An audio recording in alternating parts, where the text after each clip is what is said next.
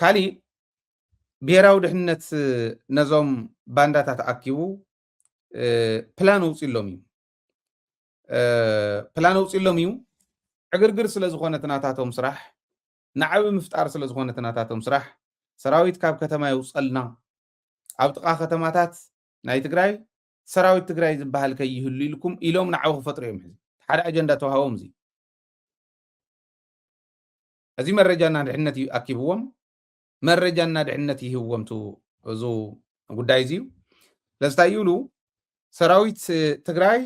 ካብ ከተማታት ትግራይ ይውፃልና ካብኡ ፈሊኻ ውቃዕ ትብል ጌታቸው ተዛሪብዎ ነይሩ ሓደ ግዜ ባይዘወይ ፕላን ሂቦሞም ከም ዝዛረቡ ትርዩ ፈሊኻ ውቃዕ ዝበሃል ቻሌንጅ ሕዚ ክጅምር እዮም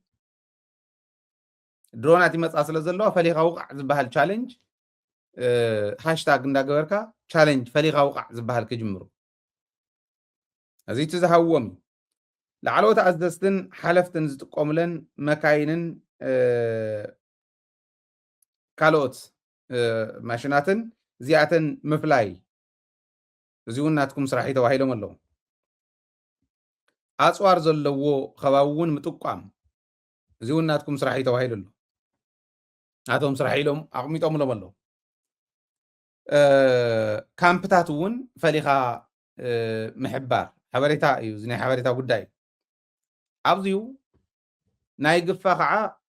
ዝግፈፍ ዓሳ እምበር ዝግፈፍ ሰብ የለን ዝብል ካምፔይን ክጅምሩ ማለት እዩ ዝኾነ ስእሊ ይልጥፉ ዝኾነ ሓሶት ካብ ዝኾነ ከባቢ የምፁ እዚአን ብምሉአን ተዘርዚረን ተዋሃቦም እየን መድሓኒት ግን ኣለወን እዚአን መድሓኒት ኣለወን ኣነ ዝረኣየኒ ናይዚ መድሓኒት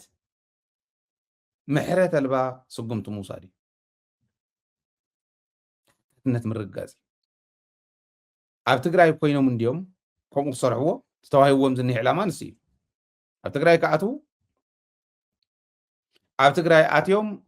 መረዳእታ ከቕብሉ ትግራይ ከፍርሱ እንድዩ እቲ ዕላማ ስለዚ ምሕረት ኣልባ ስጉምቲ እንተተወሲዱ ን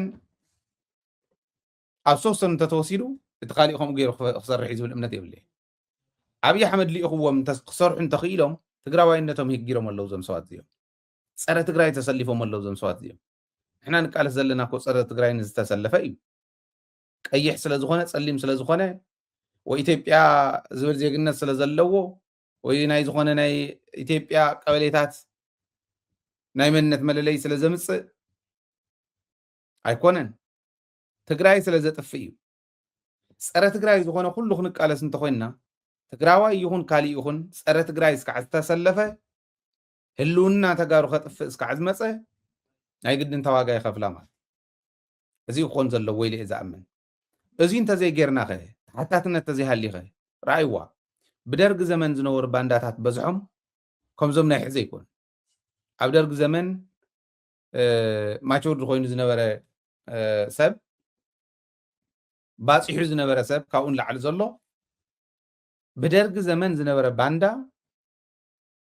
ናይ ትምህርቲ ዕድል ይጥቀም ነይሩ ትምህርቲ ምጥቃም ፀገም የብሉን እንዳተማሃርካ እውን ዓድኻ ምርዳእ ስለ ዝከኣል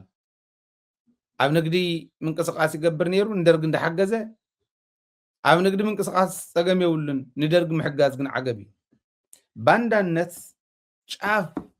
ባንዳነት ዝረገፁ ሰባት ኣብ ደርጊ ዘመን ስለ ዘይተፀረጉ ኣብ ደርጊ ዘመን ግቡእ ዋጋ ስለ ዘይተኸፈሎም ኣብዛ ናይ ሕዚ ርኢና እዮም ሕዚ እኮ ኣጠቂሙ ኢሎም ባይዘወይ ኣብ ውሽጢ እዮም ነይሮም ሓደ ታሪክ ክነግረኩም ኣይደኖ ቅድሚ ሕዝተ ዘሪቡ እንተኮይኑ እዚ ንበዓል ኣምባሳደር ስዩም መስፍንን ኣባይ ፀሃየን ጠቂሙ ዝተባሃለ ሰብ ኣበይ ኣሎ መነጥፎ ተታሒዙ እዩ ናበይ ጥፊኦሞ ናበይ ሰዊሮሞ ተቐቲሉ ከይመስለኩም ኣምሊጦሞ እዮም የለን